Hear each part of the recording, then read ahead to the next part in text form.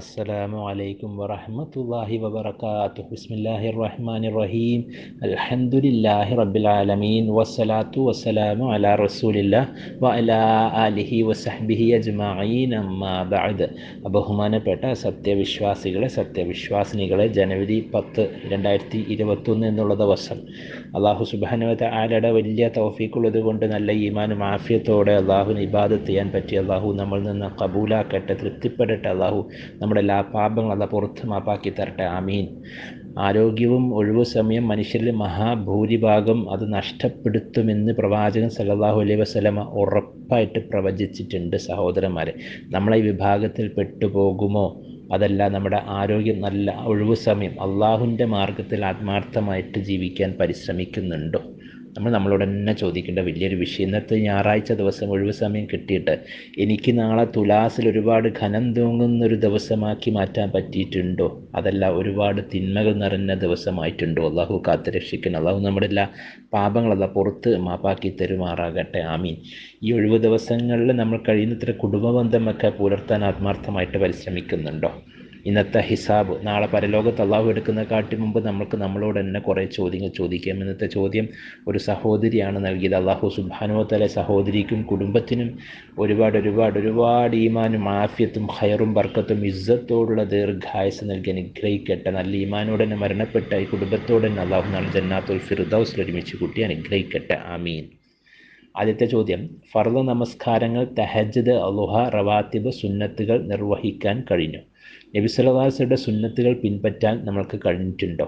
രാവിലത്തെ വൈകിട്ട് ചെല്ലേണ്ട അദ്കാറുകൾ, സ്വലാത്ത്, സയ്യിദുൽ ഇസ്തിഗ്ഫാർ, 100ഓളം ഇസ്തിഗ്ഫാർ, കുറച്ചെങ്കിലും ഖുർആൻ ആയിട്ടുള്ള ഒരു ബന്ധം, ഖുർആൻ പാരായണം, അസ്മാഉൽ ഹുസ്ന, ഖുർആനിലെ പ്രാർത്ഥനകൾ, കൊറോണയെ തൊട്ട് അള്ളാഹുവെ കാത്ത് രക്ഷിക്കണേ. ഇങ്ങനെ ഇന്നത്തെ ദിവസം നമ്മൾക്ക് കഴിച്ചുകൂടാൻ പറ്റിയിട്ടുണ്ടോ?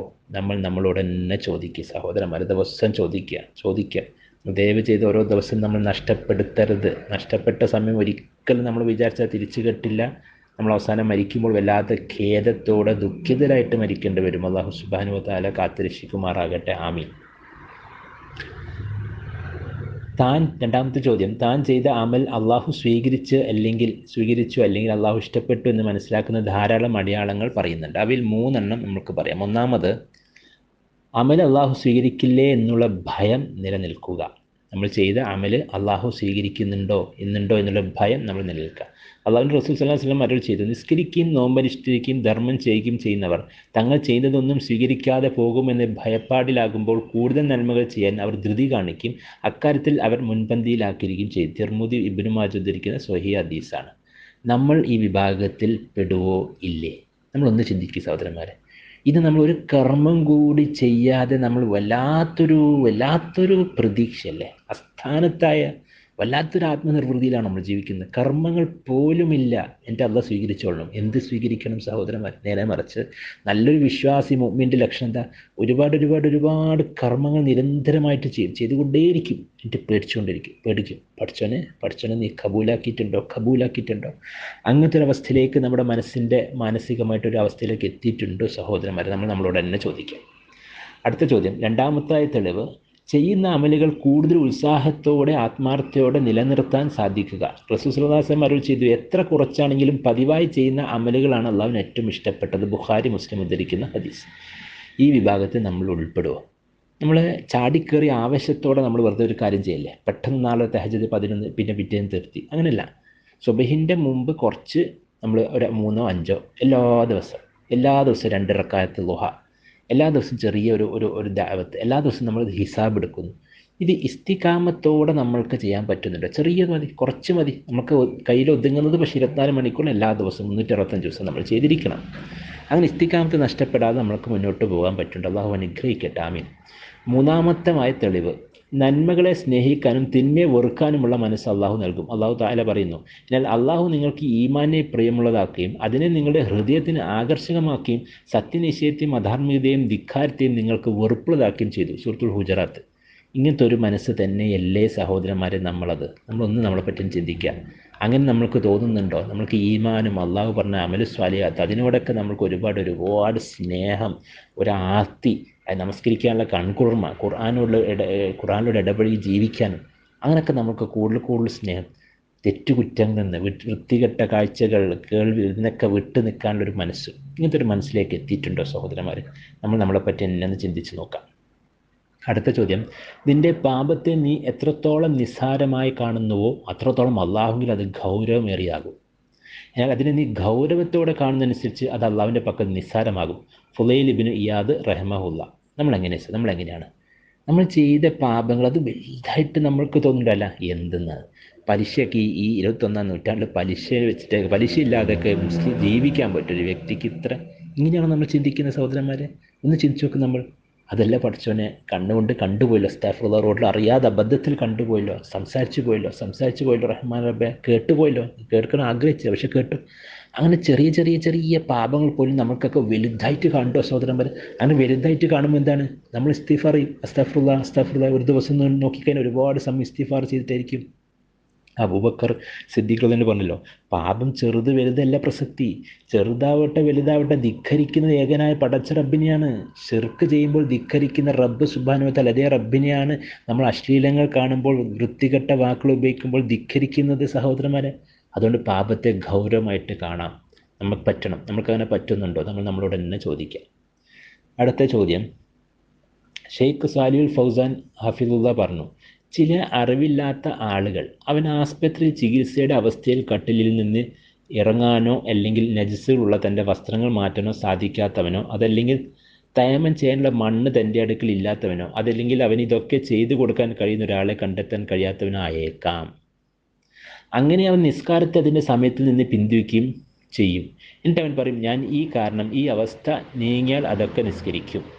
ഇതാകട്ടെ നിസ്കാരത്തെ പാഴാക്കലും വലിയ തെറ്റുമാകുന്നു. ഇതുപോലുള്ള കാര്യങ്ങൾ അവൻ്റെ അവസ്ഥയുടെ കണക്കനുസരിച്ച് സമയത്തിൽ നിസ്കരിക്കുക എന്നത് നിർബന്ധമാണ്. ഈ അവസ്ഥയിൽ അവനൊക്കെ അവൻ്റെ നിസ്കാരം മതിയാകുന്നതാണ്. അവൻ തയമം കൂടാതെയോ അല്ലെങ്കിൽ നജസുള്ള വസ്ത്രങ്ങളിലോ നിസ്കരിച്ചാലും പോലും ശരി.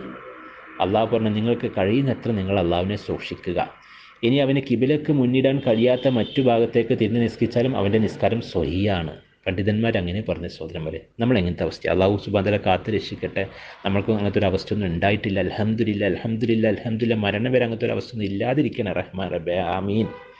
പക്ഷേ രോഗം വന്നാൽ സഹോദരന്മാർ, നമ്മൾ കൃത്യം സമയത്തിന് നിസ്കരിക്കുന്നുണ്ടോ?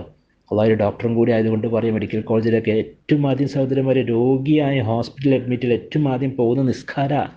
പിന്നെ ഒരുപാട് ചോദ്യങ്ങളാണ്. അള്ളാഹുവേ ശരിയാവുമോ, വസ്വാസ്, വൊളു, വസ്ത്രം, കിബില. തീർച്ചയായിട്ടും നമുക്ക് കഴിയുന്ന പരമാവധി നമ്മൾ ഇപ്പം ചെയ്യാം. പക്ഷേ കുറച്ച് ആൾക്കാർ ശരിയാണ്, നമ്മൾ ഒരു മുസല്ലി ഇട്ടിട്ട് അങ്ങനെ നിസ്കരിക്കുന്നത് കാണാറ്. അത് രോഗിയുടെ കൂടുതൽ ആൾക്കാർ. പലപ്പോഴും രോഗിക്ക് ഭയങ്കര ഒന്ന് നിൽക്കാൻ ബുദ്ധിമുട്ടിട്ട് ഇരിക്കാൻ പറ്റിയിട്ട് കിടക്കാൻ പറ്റും. നമ്മൾ അവസാനത്തെ ശ്വാസം ബോധമുള്ള സമയം വരെ നമ്മൾ നിസ്കരിച്ചിരിക്കണം. നമ്മളങ്ങനെയാണോ സഹോദരന്മാരെ? ഒന്ന് നമ്മളെ പറ്റി തന്നെ ചിന്തിക്കേണ്ട വലിയൊരു വിഷയമാണ്. അള്ളാഹു സുബ്ഹാനഹു വ തആല കാത്ത് രക്ഷിക്കണം റഹ്മാൻ റബ്ബേ, ആമീൻ. അടുത്ത ചോദ്യം, അഹമ്മദ് അബ്ബലിനോട് അബൂ ത്വാലിബ് റഹിമഹുല്ലാ തആല ചോദിച്ചു, ഒരുത്തനോട് ഞാൻ നന്മ കൽപ്പിച്ചിട്ട് അവൻ തൻ്റെ നിലപാടിൽ മാറ്റം വരുത്തുന്നില്ലെങ്കിൽ അദ്ദേഹം പറഞ്ഞു, അവനെ വിട്ടേക്കുക. അവനോട് ഇനിയും കൂടുതൽ പറഞ്ഞാൽ നന്മ കൽപ്പിക്കുക എന്ന് പോയി സ്വന്തം ജയത്തിന് വേണ്ടി സഹായിക്കുന്ന നീ തെറ്റിലേക്ക് വഴിമാറും.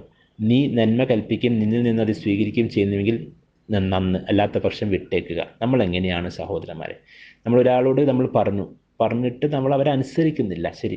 ഇനി നമ്മൾ എന്ത് സംഭവിക്കും? അവരെ പിന്നെയും പോയിട്ട് നമ്മൾ ഇത് കൽപ്പിച്ചാൽ എന്ത് സംഭവിക്കും? വലിയ അപകടം സഹോദരൻ. പിന്നെ നമ്മൾ വല്ലാത്ത അവർക്ക് നന്മയോട് തന്നെ വെറുപ്പ് സംഭവിച്ചേക്കും. നമ്മളിങ്ങനെ ഇടയ്ക്കിടയ്ക്ക് പ്രത്യേകിച്ച് നമ്മൾ ശ്രദ്ധിക്കണം. കുടുംബത്തിലൊക്കെ നമ്മൾ ഉണ്ടാകുമ്പോൾ ഒരുപാട് പേര് നമസ്കരിക്കാത്തവരുണ്ടാവും, ഹിജാബില്ലാത്തവരുണ്ടാവും, എല്ലാം ഉണ്ടാവും.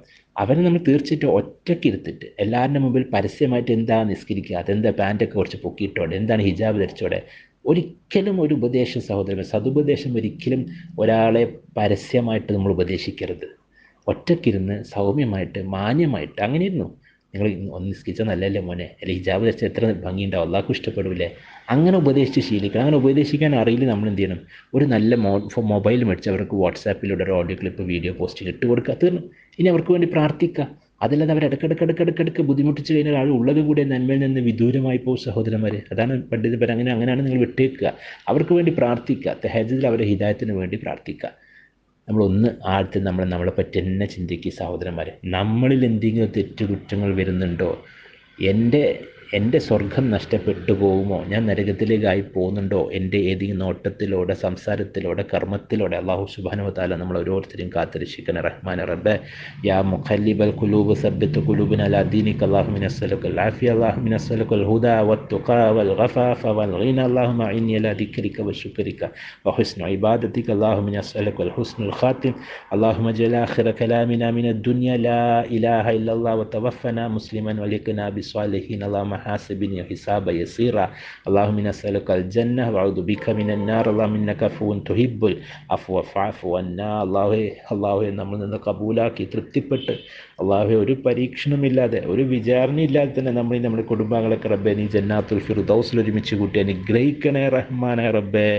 ആമീൻ ആമീൻ ആമീൻ ബിറഹ്മതിക യാ അർഹമർ റഹീമീൻ. അസ്സലാമു അലൈക്കും വറഹ്മത്തുള്ളാഹി വബറകാതുഹു.